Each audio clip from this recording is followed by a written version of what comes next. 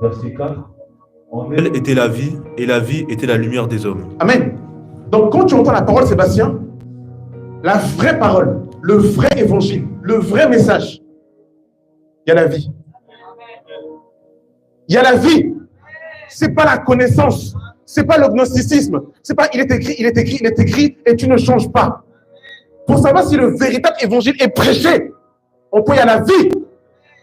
C'est que quand tu es mort, mon frère, ma soeur, et que tu entends la vraie parole, il y a la vie qui prête ton âme et qui te tape et tu changes. Parce que dans la parole, il y a la vie. Quand le véritable évangile est prêché, tes ossements desséchés reprennent vie. Parce qu'ils ont entendu une parole. Et la parole, c'est le véritable évangile qui produit la vie. Du coup, quand une femme est insoumise à son mari et qu'elle entend la vraie parole, là, il y avait la mort, il y a la vie qui arrive. Quand une fille avait des boucles d'oreilles, des piercings, des tatouages, et qu'elle était dans la mort, quand elle entend la vraie parole, la vie rentre en elle. C'est pour ça qu'il faut prêcher le véritable évangile. Parce que c'est la vie qui chasse la mort. Nous, on veut ramener la vie sans la parole. Donc, qu'est-ce qu'on fait? On donne des connaissances aux gens. Fais ci, fais ça, ne fais pas ça, ne fais pas ci. Ça ne change pas. La personne continue à mourir. La personne fréquente une assemblée, mais elle n'est pas transformée parce qu'elle a entendu un discours. Elle a entendu un sermon.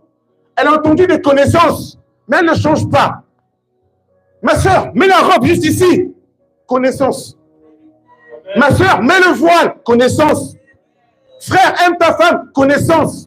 Mais quand on prêche le vrai évangile, la vraie parole, et que cette parole touche ton cœur, elle déchire le rideau de ton âme, elle a fait de la semence de Dieu, produit la vie en toi.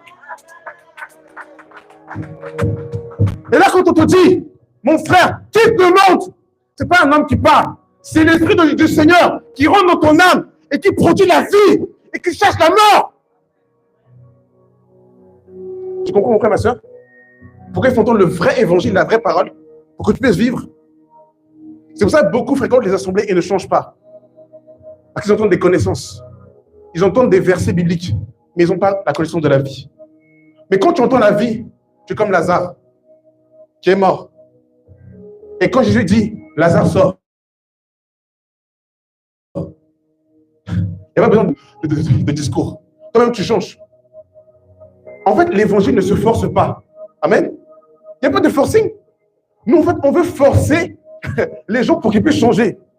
Or, la personne ne change pas parce qu'elle a entendu des connaissances bibliques.